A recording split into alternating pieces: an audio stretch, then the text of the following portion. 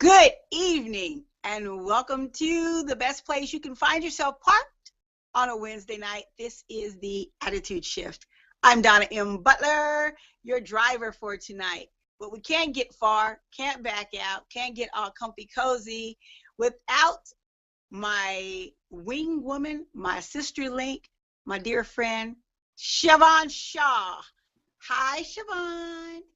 Hi, Donna. I am so glad you didn't get sucked up in a tornado this week. You kind of freaked me out yesterday when you texted me and said, "Oh, I can't talk now, and there's a tornado watch happening." And I was like, because we don't get tornadoes at this side of the country. And, it's a little scary to think that people know. And of course, I know a lot of people. I call people family in that southern part of the world. And I'm just blown away, and no pun intended, that you guys have such severe weather, and my heart goes out to all the people that have lost their lives and the families who are suffering now with the loss of property and everything. And I just think that everybody should just move to the West Coast, because at least we'll just all fall into the ocean when an earthquake happens, What and did you say? it'll just be go over like that, so not to worry, right? Right. You should have come over here and party with me. No joke. We bit the bullet, actually. We had the warnings out. The sky got a little black. The wind was pretty, heavy yesterday.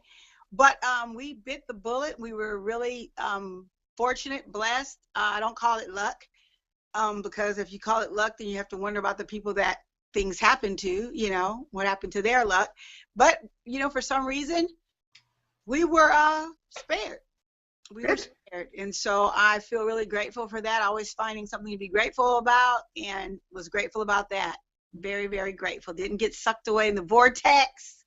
But you were willing to take video of that, so I'm really excited that you were still on the job. Man, if I would have had the opportunity, I would have been right there. I would have got sucked in that zone, and I would have been spinning around with the iPhone trying to catch it all for you. And I think that's better than a job that actually pays money, because this job doesn't pay us any money. I just want to be clear to the folks out there. If you think we're making money hand over fist, not. Well, we're not making any money. So everything we do, actually, I think it's a testament to our willpower, is everything we do to bring you this show is, if we can't get it free, we don't do it. Right. So that's and Google Plus is why we love Google Plus now, is because we don't have to pay them a dime to do this show, and we're getting better at it. We are. I love how we can just flow into it now, and hopefully we'll have a good show, and we won't have those tech issues and difficulties. The lighting is looking good tonight. I've been out. I'm really red. Oh, look at you. Really red, because I have a sunburn. Oh my God, it looks awful. So I'm gonna try to keep my shirt up, and I was helping somebody paint, and I was facing windows, and the sun was coming from behind me, and it's probably gonna hurt tonight. But yeah.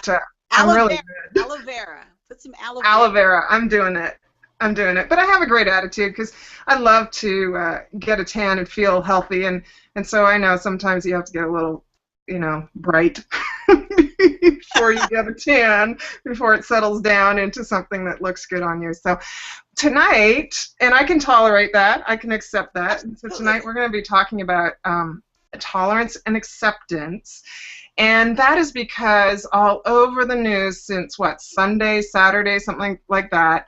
Right. They've been talking about Donald Sterling's comments. He's the owner of the LA Clippers, and he opened his mouth and put his foot in it really big time.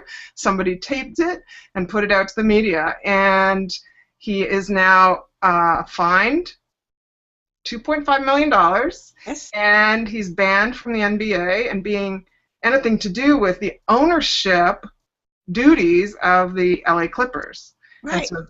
So we're going to talk about that, because in our book, Donna, we wrote about acceptance. We wrote about tolerance. So we will share with our audience some of that tonight. I'll read little passages, and we can talk about that. But I want you to rev your engine first, because you might have something other than the Donald Sterling case to rev your engine about, and then we'll go on to the topic. And because it's attitude in the news, I think that's just going to be the attitude in the news segment. Is like the whole rest of the show is about probably about the Donald Sterling case. So, go. Let's rev. I'm gonna rev my engine up, and it's gonna, segue right into what we're talking about, because it's the hot topic. It's the hot button issue that's going on. Even though the decision was made yesterday, it's still talked about, even today, because it's like a sore. And you keep picking it, and we keep picking it, we keep picking it, we keep picking it, and we keep finding more and more out. Today, the mistress, V. Stiviano, whatever her name is, has been having some really crazy behavior, and I want to rev my engine up on her right now. I'm going to start off by revving my engine up on her. I'm going to burn some rubber on her ass real quick, because my thing is this: you knew. There's no way you didn't know. And this goes for anybody. If you see it, if you are a part of it, if you are involved in it, if you know, why don't you open your mouth? Why did it have to come down to this? After you got your cars, your money in the bank, you were on his arm, you were his arm candy for X amount of years, and then all of a sudden you want to turn and do this. I see that a lot. You see that a lot with stars. You see that a lot with people when you don't get your way. I have something up close and personal going on in my family right now, where one family member got mad at another family member and decided to tell something that this family member did, which was not a good thing. And it caused a lot of legal troubles. But because the one family member was upset at the other one, they brought all of this out. Same thing with this. My thing is this: stop being a wuss. Stop being a wuss. Don't hide this stuff. Why would we hide something? If you know something and you know something is wrong, don't wait until you're pissed off at somebody. Take care of your business. Handle your business. Handle it. If you see wrongdoing, don't wait to get revenge. Take care of the wrongdoing before it gets to where it is now. I think it's stop being bought and paid for. Yes. Absolutely. There's a level of economic necessity that everybody has, right. But really think about it. When somebody is being racially biased, that's right, around you, and you're not speaking up and you're not saying something to them like, that's not cool, don't do that in my presence, or you can't stop them from doing it anywhere else, but you can stop them from saying things in your vicinity. In your presence, you can walk away. So take control. That's right. And use a positive attitude towards it and say, hey, you know what? That doesn't fly with me. Those comments don't work. And it doesn't matter whether you're white or black or Asian or Native American or East Indian or any race in this world. If you hear somebody talking crap about somebody else because of their skin color, I'm not talking character or anything like that, but when they're talking about somebody because of their skin color, you stop and say, I'm not going to listen to this. Right. That's right. And it goes back. Like I said, you see so much of that now. You see, we are just groomed to accept things, and then when we get our feelings hurt, we want to punish. And I believe that in this case, as we get ready to start talking about it, I do believe that was some of, her motivation. His wife was suing her. Money? Right. His wife was suing her, and, she had to do something. The same thing in what's going on in my world right now. Two people arguing, and then one person decides, I'm going to tell it all now. And like so she had a reason other than the racial side of it. She had other reasons to put this out in public. Absolutely. That's okay. That is just nuts. Totally That's nuts. I haven't been following this, so I'm the audience. I haven't been hearing all this. This is crazy. Yeah, I totally believe that it was partly because the wife was suing her. because her husband used their money and bought her. She had 4 exotic cars. He looks like he paid out over $250,000 to her. She was there with him in the games when she was right there too. So you have to look at the jealousy issues. You have to look at a lot of things that led up to, her having these recordings. Him saying that he knew they were recorded because he had a hard time remembering things, and he allowed her to record the phone call so there'd be things he would remember. So, and with him not having any remorse, for anything that he said, once again, as I've revved the engine and we're going to, jump into this, I'm looking at the attitude of, tolerance first. Because her being mixed, she says it herself on the tape, I'm Latina and I'm African American. And so she's letting him say these things and she's okay with it. There was a little whining that she had going on. We haven't heard all of these tapes because apparently she has several more tapes. And I guess that's going to be all about the dollar, later on, that, someone will pay for these tapes. But why would you accept it now? There'd be no way. There'd be no way my boyfriend or whatever, first of all, I wouldn't be involved with this kind of triangle she was involved in. First of all, but had I been involved with that and being me, there's no way I'm going to let you degrade me like that, because he was doing that to her. He was doing that. Well, it would be like you and I talking to each other and you call me white trash. Because I have lived in a trailer park. I have lived in my car, so there must be even a worse term for somebody who's Caucasian and works, have lived in their car, basically. Okay, so I wouldn't take it from you if you started calling me white trash. Hey, white trash, how you doing today? Right? Right. And if I started calling you mammy or something, you'd slap me. Hey, are you being funny because of my Oh yeah, Aunt Jemima? Should yeah. I call you? I don't know what to call you. Really? I've been called that too. There you go. But do you know what I mean? I do. We wouldn't accept it. We would be like, what did you just call me? Well, first I'd bust out laughing because I know you, and, I know you, and that's just it. I know you, and I would find no offense there. Now, someone that walked up and you were saying to me, Aunt Jemima, they probably would be like, well, she's letting that white girl call her that. Right. Look at the white girl calling her that. Yeah. And so they may say something. But for me, I've never been one, Siobhan, for name calling, for being hurt by name calling. And I'm gonna say, Ivy and my husband and I were talking, and I was bused when I was in middle school, and I was bused out to an all-white school.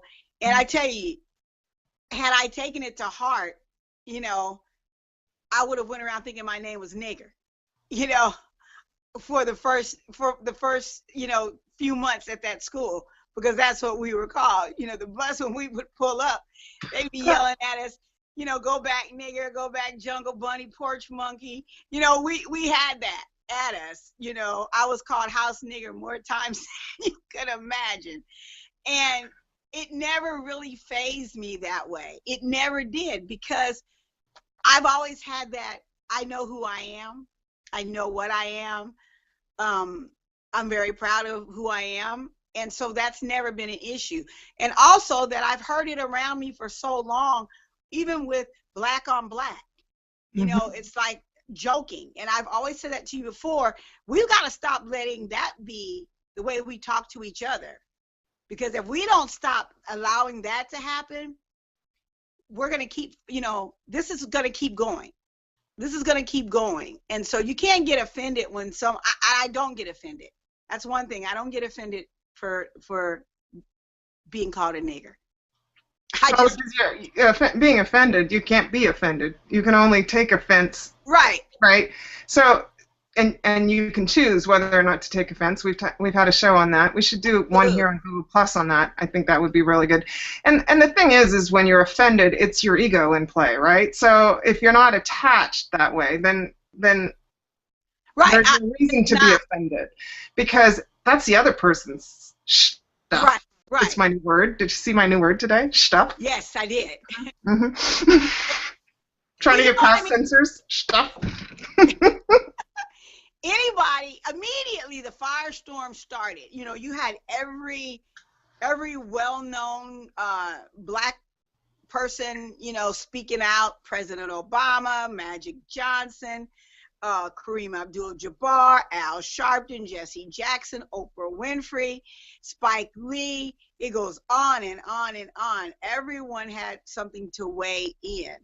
And it was a lot of people that felt that, you know, this was it. You know, we're tired of hearing this. Oprah made the statement about we're not on the plantation anymore. Spike Lee said it was a slave owner mentality.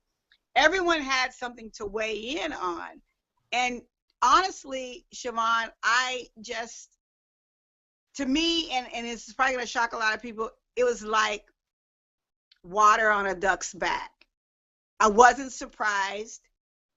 I wasn't so much as angry as I just shook my head and said, you know, this is what we have. This is what we are. This is what we've become. We've become insensitive to it. We say we won't tolerate it, but we do, because we allow rappers to call women bitches and hoes, and you know, women call each other these names. Like I said, black on black, calling each other nigger. You know, we have got such a tough skin on it that some of us, like me, just kind of go, okay, well, what are they going to do about it? You know, are they going to make a stand about it, or are they going to let this one, you know, get swept under the rug as well? Well, it's interesting because in our book, Journey of the Soul Car, that is an ebook for everybody, and you can buy it on Amazon.com or go to our website, theattitudeshift.com. And if you are listening to the show and you want a free copy, all you have to do is go to our Facebook page, inbox us, and say, please send me my digital copy of Journey of the Soul Car, and send us an email, and we'll do that. We're not even going to put your name on a list. That's how easygoing we are. So just go to our Facebook page, The Attitude Shift. The thing is we wrote in our book a whole section on acceptance. It was one of the things that we thought was really important to help you learn to attitude shift. And really, acceptance is a step up from tolerance. But what's interesting here, because I've read that chapter, we've put some of it on our Facebook page, The Attitude Shift, so go there and read some of it. I'll put the whole section up over the next few days, but I'm just doing screenshots of it. But basically, in the book, we're talking about being accepting of other people and who they are and what they do and the color of their skin, and that's so important. So not just tolerating it, because tolerating is just a shadow of the better attitude, which is acceptance, right? Now, yeah. But in this case, this is very interesting. It's kind of turned on its head, because what's happened is we've accepted men like this Donald Sterling. Absolutely. And his girlfriend and all the players and all the people, all the coaches and everybody who knew, right, that he had this attitude towards African American people, right? They accepted it and moved on. Like but that's not a good way of being. It's just that's bad acceptance. Like, you don't just, when we're talking about acceptance, we're talking about putting your foot down and saying, no, that's wrong. Racism is wrong. Murder is wrong. Right? Right. But you know what? Color of your skin isn't wrong. Exactly. You know, your sexual orientation isn't wrong. those are things that we need to accept and love our fellow man, right? And you're absolutely right. And I love but how the flip side of the coin is you cannot accept behavior like that from these guys. No. And you can't. And a lot of people did. How many people over the course of this going on were not surprised? Were absolutely not surprised. People that have heard him say things before. And only when it came to light this way was everyone now putting up their hand going, whoa, whoa, whoa, this isn't acceptable. We've got to start speaking out. Isn't that hypocritical? Absolutely. I feel that way. Because it only came out and everybody kind of got on the bandwagon, oh, this is wrong, because it went to the media. Right. Had it not went to the media, Siobhan, just like you and I talked before the show, we wouldn't be having this guy, banned for life, fined $2.5 million. This probably could have went on for however many more years. So why? I feel strongly that because of the nature of it, just wasn't a one-time thing, because they had all those other complaints. He had 2 complaints with the Justice Department for not renting to African Americans and Latinos. He had that. There was a former basketball player that had a suit against him, Elgin Baylor. They found out that there was nothing, no circumstantial evidence, no evidence that they could use against him. So there are little things already going, but I think because it involved a mega star, Magic Johnson, because he was on the picture with V. Stiviano, because it was him, because he blatantly said, Magic Johnson, why did you put it up on Instagram? There were things that people were noticing. Instagram, oh my gosh, people that are on Instagram immediately, they went looking for her page. They wanted to go and see the picture.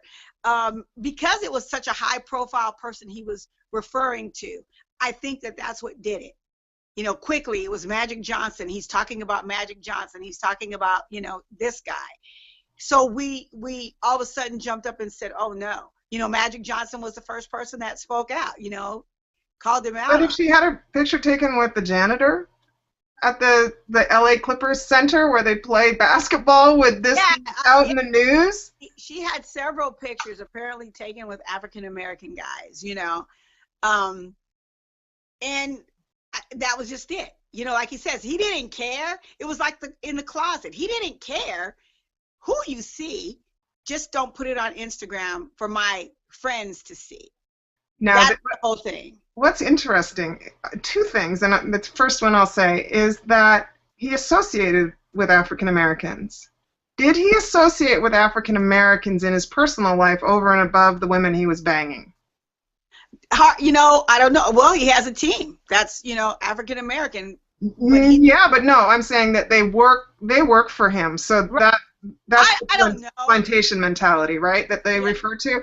So no, in his personal circle, I would like to know if he's friends with any African American men or women, other than ones he's blanking. Right. That would be interesting to find out, and that says a lot too. Once again, the closet racism to me is the most dangerous. Like, is he hanging out with Oprah? No, doubt that very seriously. Right. Doubt that one very seriously. But then I shifted back onto her like I did when I revved my engines, because how she allowed this to go on, knowing that, according to her, that she has some black in her and some Latina, and she still allowed this to go on until it didn't suit her anymore, And so I look at her and say, wow, she sure did tolerate and accept a lot, because if this is what he was saying on the phone to her, imagine what behind the closed doors, not on the phone, the things that she heard, the things that she accepted from this man, all for the sake of 4 exotic cars, $250,000, and to be arm candy at NBA games. So I would love to be a fly on the wall when he gets together with his buddies, you know, after a golf game, and they're smoking some stogies and having some scotch and scotch on the rocks or something, and listen to what they say about people, right? Yeah. I don't think it's probably just about black people. Obviously. Oh, no. I'm sure women are degraded. I'm sure people from other countries, you know, the foreigners, like Canadians that come in and take your jobs, are degraded. You know, I mean, I'm sure even white people. I'm sure white people that don't live up to what he feels. I'm sure you use the word trailer trash. I can imagine what maybe he thought when he saw interracial couples. You know, what that might have been, you know, black and white couples, where his head might have went, you know, where that's concerned. But once again, it was tolerated. It was accepted. And even I feel strong that it was still accepted by his own players even after he was exposed, because as you and I talked earlier, had I been a man and on that team, there would have been no way you could have gotten me on that court. I could not look at my son or my daughter or my wife and say, I'm going to go play for the fans. Mm-hmm. Mm-hmm. I'm going to go play for the rest of my team. No, I'm not going to play, because someone has to make a stand somewhere. And a lot of people put on Facebook, the feed was full of people saying, you know, these men make all this money. They have to play. They have to go out. To me, that was just a form of acceptance. You know, instead of saying, guess what, sue me. Sue the team, because we're not going out there. We're going to do more than turn our T-shirts on the inside out and throw our warm-up jackets on the floor. We're not going to come. And we're going to ask every fan to not come. Yeah, sorry. You know, so I just monkey in the closet. Coming out of the closet. I didn't mean that as like bad thing. That's like a Family Guy thing, the ugly monkey in the closet, or the scary monkey in the closet, or something. Scary monkey in the closet. Yeah. So I mean, you know, acceptance, and I love how you say that. Except, you know, that's shadows. You know, because you have to. I feel you have to have intolerance. You know, you have to have tolerance first, and then comes the acceptance. I think the acceptance is the cherry on top. Yes. You know?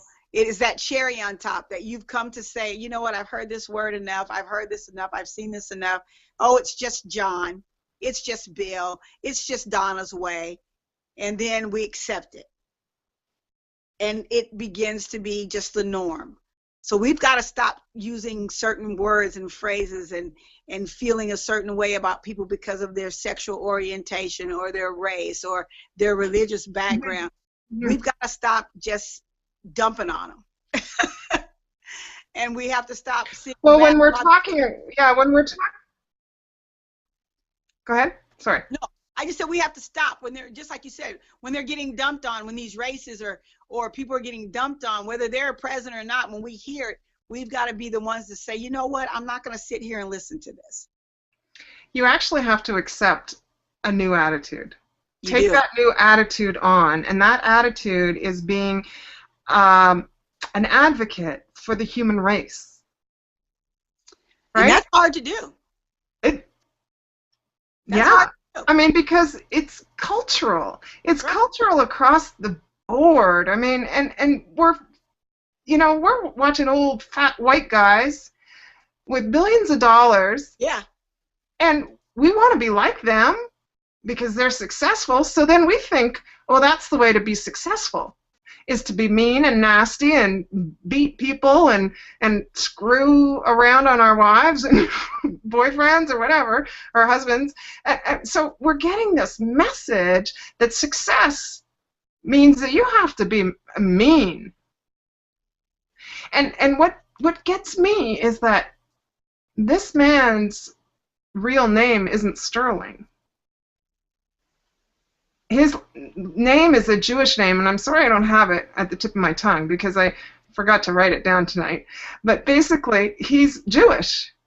Do you think that he should know what it's like to be part of a minority that's, I mean, he changed his name for God's sakes, to be fit into the old boys network. I mean, that just is insanity to me. Well, he said it himself. It's a cultural thing. He said that. That was on the recording. He said it was a cultural thing. He could not help how he was brought up. You know, this guy is 80, 81 years old. So imagine, you know, like he said, this is how he was brought up. He was brought up where there's a difference. There's a line. And back in his 80 years ago, you know, 75 years ago, it was a heavy line drawn. So that mentality he's brought into the future. I think that I'm going to call BS on that, because I think that you can't use your age to say you can't learn something new. But people do. Your age, you should have the wisdom to know better. Absolutely. I'm sorry. I've heard that I can't change attitude from a lot of seniors, and I think that it is a lazy attitude. It is like, I just don't want to change. So screw you. It's just like a person that has you bring a computer to an older person's house. Like, say, for instance, my mom, you know, she'll just getting her to text on her iPhone is you know, something enough. She's got an iPhone? Yeah, she's got an iPhone. For her. Getting her to text. I don't even have an iPhone. Getting her to text on that, something, you know. But she still prefers to write her bills out, her checks, and mail her bills, even though she can do it right there on her phone or do something like that. You know, she still prefers to do that. And it's so funny because we use age. And living here in the South in Louisiana, you have no idea how many times I've heard that. That's the way my daddy raised me. That's the way his daddy raised him. You know, we went somewhere. I remember going years ago to Idaho, and the kids staring at us, and the mom looked at us and said, I'm going to tell you why they're staring. Please don't be offended. They've never seen black people before. And I was just like, this is, you know, this is 2000, and it was, I think, 2011 or something like that. And they've never seen a black person other than on television. And they were just stunned at being in the same room with black people. You know, I actually have lived in a lot of communities that are pretty much white, like across the board.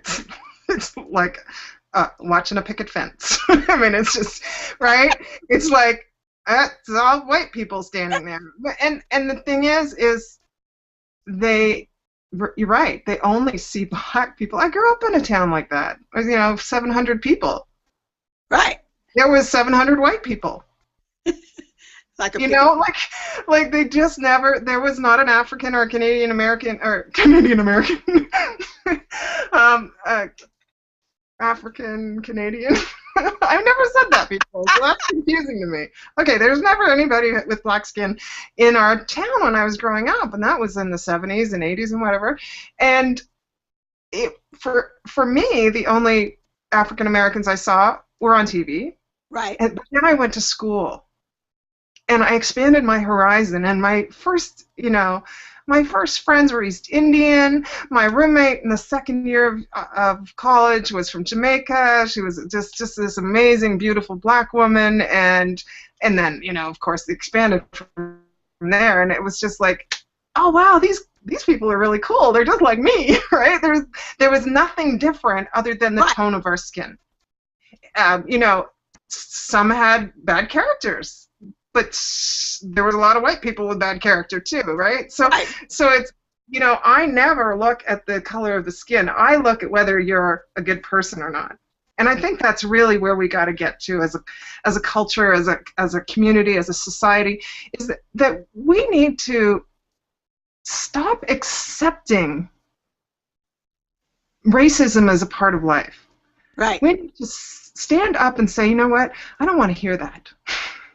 I'm out of here. And the more people that have the guts and the no fear, go into your no fear zone. We talked about no fear last week. That's right. I think it's a big part of attitude shifting. Go into your no fear zone and just say, look the person in the eye. It will shock some of them. And say, look, I actually don't need to associate myself with you. You're not going to buy me. Right. You know, if it means you have to walk away from your job, you walk away from your job. I did. What's the worst that's going to happen I've to done you? that, right. You'll get another job. Right. And it's Or so you'll funny. go in the government, dole. I mean, just... It's so funny because we keep going back to that word, acceptance. And as long as we keep accepting, just like you said, as long as we keep accepting, the attitudes of people that are ignorant, that are, I hate to use the word stupid because I don't believe that there are stupid people. I think, that a lot of times people want to use that as an excuse, oh, she's just stupid now. Right. Common sense should tell you, there's the old adage, treat others, do unto others as you would have done unto you. So if you take that kind of attitude every day and apply it to when you're talking to people, when you're talking about people, think about that. Would you want that said about you? Are you in a position that if your calls were recorded and your house was bugged, what would people think of you? Yeah. What would people think of you if they recorded your conversations? This is one guy who just happened to be, because he's wealthy, because he's, an owner of a team. How many people that you may associate with right now, Siobhan, when they go behind closed doors, that may say things derogatory towards another race or another sexual preference or a religion? We don't know. Yeah. We just don't know. Yeah. But what we can do is work on ourselves, is to make sure we don't have that attitude, to make sure we're not out there using the derogatory, terms. I mean, I was sitting there right before we started talking pre-show, thought about a lot of derogatory names used and thrown out there. And it's really sad because we've come to make jokes and laugh and accept some of these names, that we get called. And it's sad. We've got to do better. We really have got to do better. We've just got to, as like you said, as a community, we've got to do better because our kids are seeing this, and our kids think this is acceptable, and this is this is what they're going to go and do. If they're looking up to the rap stars that are degrading women, that's what they're going to do. If they're seeing this guy get away with what he's gotten away with, and hopefully they can get him to sell this team, there's going to be someone else. Where there's one, there's two. He just doesn't have a recorder going on in his house right now, or his conversations aren't being recorded. So it has to start with us.